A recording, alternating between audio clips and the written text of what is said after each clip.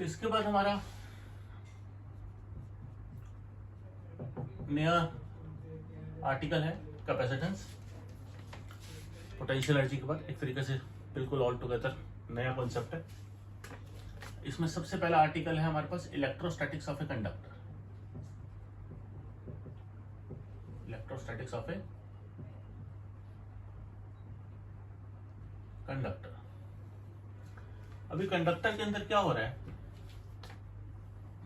Let us से एक positive plate और एक नेगेटिव प्लेट है। इस पे चार्ज है प्लस सिग्मा, इसमें चार्ज डेंसिटी है माइनस सिग्मा। तो जो चार्ज है दोनों की अट्रैक्शन की वजह से इनर फेस पे आपको दिखेगा, और इसकी जो इलेक्ट्रिक फील्ड है वो ई नॉट प्लस से माइनस की तरफ जाएगी। अब क्या होगा, इसके बीच में अगर मैं एक कंडक्टर रख देता हूं, एक स्लैब रख देता हूं, तो इस स्लैब में इस पॉजिटिव चार्ज की अट्रैक्शन की वजह से इधर नेगेटिव चार्ज आ जाएगा, इस नेगेटिव चार्ज की अट्रैक्शन की वजह से इस साइड पे पॉजिटिव चार्ज आ जाएगा।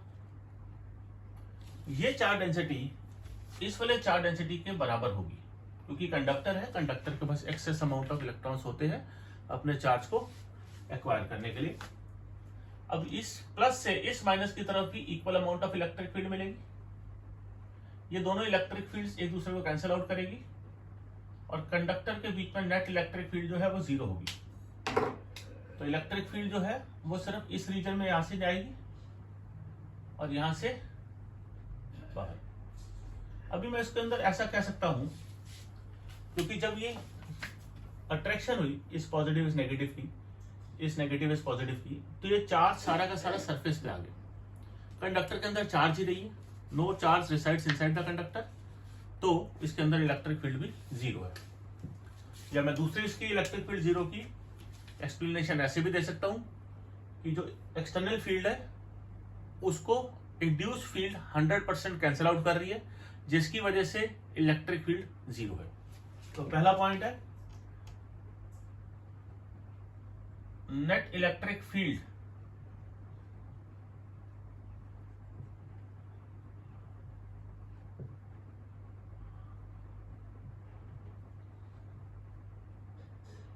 Inside the conductor is zero.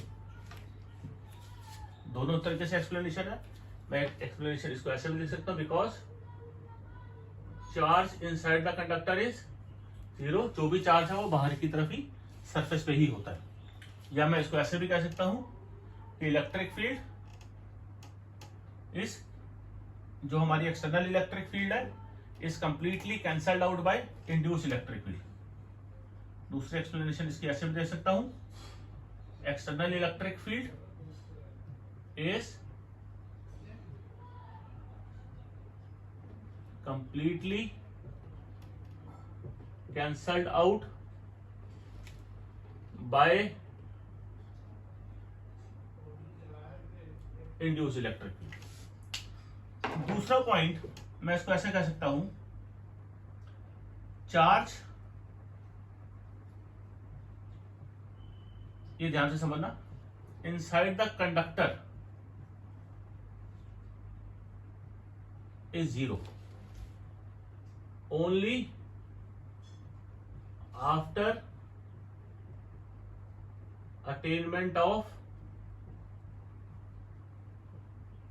Electrostatic equilibrium. अभी इसका क्या मतलब हुआ इलेक्ट्रोस्टैटिक इक्विलिब्रियम का, कि देखो जिस टाइम पर कंडक्टरिंग इस स्लैब को अंदर डाला गया, इमीडिएट तो चार्ज सरफेस पर नहीं आया होगा ना, अट्रैक्शन हुई, चार्ज ट्रेवल किया और सरफेस पे आया। तो जब ट्रेवल करके सरफेस पे आ गया तब हम बोलेंगे कि इलेक्ट्रोस्टैटिक इक्विलिब्रियम अटेन हो गया। जिस टाइम वो ट्रेवल कर रहा है उस टाइम तो अंदर चार्ज है, तो इसलिए क्या मतलब, जब वो ट्रेवल करके सरफेस पे आ गया उस टाइम के बाद हम बोलेंगे कि हमारा इलेक्ट्रोस्टैटिक इक्विलिब्रियम अटेन हो गया। ऑल्दो ये जो टाइम है ट्रेवल करके सरफेस पे आने वाला ये बहुत छोटा है, it is of the order of milliseconds, but है तो सही। तीसरा पॉइंट, इलेक्ट्रिक फील्ड जीरो है, इसको यूज करें।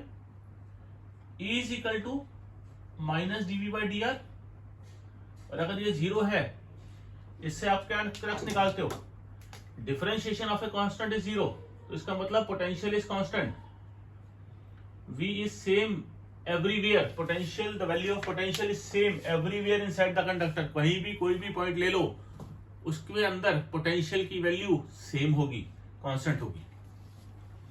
और एक पॉइंट यहां लिया A, एक पॉइंट यहां लिया B, रैंडमली कंडक्टर के अंदर है, तो जो पोटेंशियल A पर होगा वही पोटेंशियल B पर भी होगा।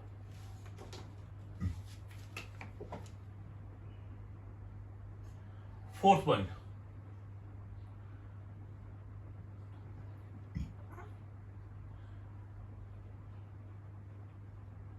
Charge density is different at different points. इसको ऐसे समझते हैं, चार्ज डेंसिटी होता है sigma, that is charge upon area. इसका क्या मतलब हुआ कि charge density is inversely proportional to area.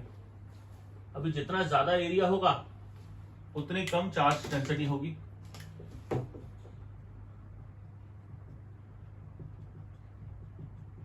ये देखो, ये पॉइंटेड एज है, पॉइंटेड एज पे क्या होता है, इस पॉइंट का एरिया बहुत कम है, तो यहां पे चार्ज डेंसिटी ज्यादा है, चार्ज ज्यादा एक्यूमुलेट हो रहा है। ठीक है जी। फिफ्थ पॉइंट लिखने के लिए मुझे जगह चाहिए, पहले आप इसको नोट करो फ्रीज करके, फिर मैं पांचवा पॉइंट लिखता हूं।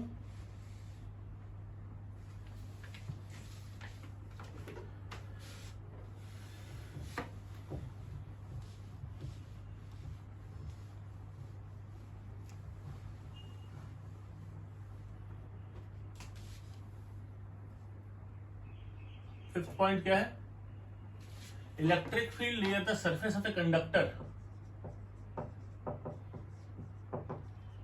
Electric field near the surface of a conductor is E equal to, vector form में लिखते हैं, sigma by epsilon naught N cap, N cap मतलब परपेंडिकुलर है। अभी देखो, एक कंडक्टर लिया, कंडक्टर के अंदर कैसे ले रहा हूं मैं, आप इस चीज को समझो। ये वाला कंडक्टर कुछ ऐसे ले लिया मैंने, ये वाला पॉइंट अंदर की तरफ है, इनसाइड द कंडक्टर है, ये वाली जो रीजन है ये कंडक्टर के बाहर है। अब क्या होता है, यहां पे चार्ज डिस्ट्रीब्यूशन होगी सरफेस पे, जिसकी वजह से इसकी वजह से इलेक्ट्रिक फील्ड होगी, और वो इलेक्ट्रिक फील्ड बाहर की तरफ होगी, अंदर नहीं होगी। Inside the conductor electric field मेरी जीरो होती है। अब अगर मैं सरफेस पे एक एलिमेंट एज्यूम करूं, मैं एक सरफेस पे एलिमेंट एज्यूम करूं, तो इस एलिमेंट का गॉसियन सरफेस कैसे बनेगा, छोटा सा एलिमेंट है, तो गॉसियन सरफेस जो बनेगा वो कुछ ऐसे बनेगा कि एक एलिमेंट ऊपर की तरफ और एक एलिमेंट नीचे की तरफ। अभी गॉसियन सरफेस का एरिया वेक्टर कैसे होगा, इसका एरिया वेक्टर होगा इधर A, इधर नीचे वाले का एरिया वेक्टर इधर होगा, पर नीचे तो इलेक्ट्रिक फील्ड हमारी जीरो है।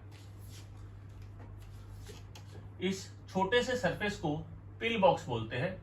पिल बॉक्स मतलब एक कैप्सूल जैसा छोटा सा सरफेस, ये हमारा पिल बॉक्स है। तो इसको क्या लिखेंगे, बाय गॉस लॉ, प्रूव करें, by Gauss law integral of E dot ds is charge inside the Gaussian surface divided by epsilon naught। अब इसका चार्ज कहां पर है, इसका जो चार्ज है इनसाइड वाला वो इस सरफेस पे है, इसका एरिया A है, चार्ज डेंसिटी इस सिग्मा, चार्ज डेंसिटी क्या होता है, charge per unit area, area इसका A है, तो टोटल चार्ज कितना आ जाएगा इस सरफेस पे, इस सरफेस पे जो टोटल चार्ज है वो हो जाएगा charge per unit area into area, E into integral of ds is Q inside upon epsilon not. Integral of ds क्या है, ए, सिर्फ एक ए लूंगा। कौन सा वाला सरफेस? ऊपर वाला, क्योंकि नीचे तो ई ही नहीं है, तो उसका ए के साथ प्रोडक्ट जीरो हो जाएगा, तो सिर्फ ऊपर वाला बचेगा। चार्ज क्या है इस गॉसियन सरफेस के अंदर? ये वाला, this is sigma by epsilon not, sorry charge per unit sigma into A divided by epsilon not. A से ए कटा, A is equal to sigma by epsilon not. ये हमारे पास वैल्यू आ गई। ठीक है जी, इसको नोट करो।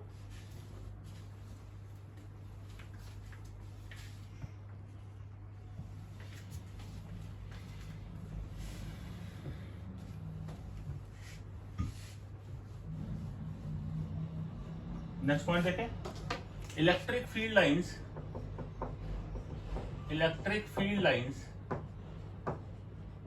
enters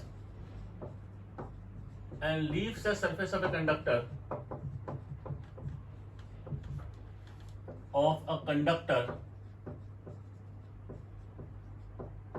perpendicular to it। Perpendicular enter करेगा, परपेंडिकुलर लीव करेगी। जैसे एग्जांपल लेते हैं, एक इस तरीके का सरफेस ले लिया, ये इलेक्ट्रिक फील्ड लाइन ऐसे आई, जिस टाइम पर ये सरफेस पे एंटर करेगी ये सरफेस के परपेंडिकुलर हो जाएगी, like this.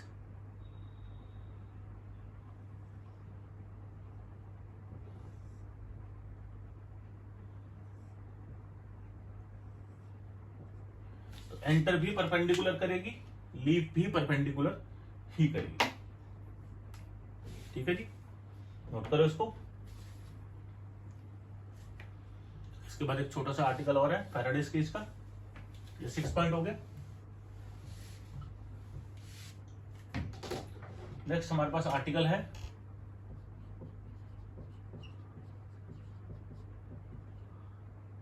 Faraday's cage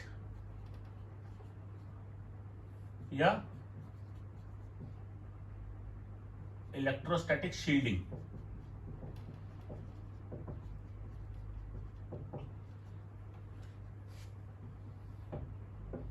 electrostatic shielding. अभी शील्डिंग के अंदर क्या होता है? शील्डिंग होता है protecting a certain region from external electric field. Shielding का डेफिनेशन लिखें, it is the phenomenon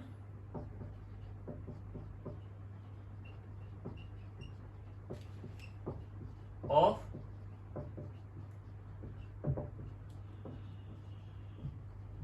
protecting a certain region in space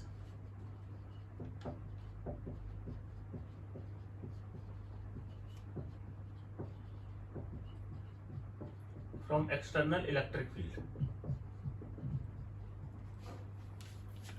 Protecting a certain region in space from external electric field। अभी क्या है, इसको कैसे करेंगे जी? मेरे पास एक रीजन है, ये एक डिवाइस है, इस डिवाइस को मैंने इलेक्ट्रिक फील्ड से बचाना है, तो उसको क्या करूं मैं? इस डिवाइस को मैं बंद कर देता हूं एक कंडक्टिंग केज के अंदर। ये क्या है? कंडक्टिंग केज, इसको हम फैराडेज केज भी बोलते हैं। एक हॉलो कंटेनर, आपका जो स्टील का टिफिन बॉक्स है, एक मेटेलिक बॉक्स, उसके अंदर इसको बंद किया, उसके अंदर क्योंकि फील्ड जीरो है तो ये प्रोटेक्ट हो जाएगा ये प्रोटेक्ट हो जाएगा।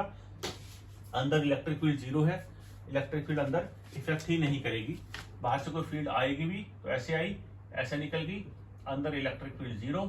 We have protected this device, we have protected this region from external electric field. This concept is called electrostatic shielding, right? इसको नोट करो। आज के लिए इतना ही, थैंक यू सो मच।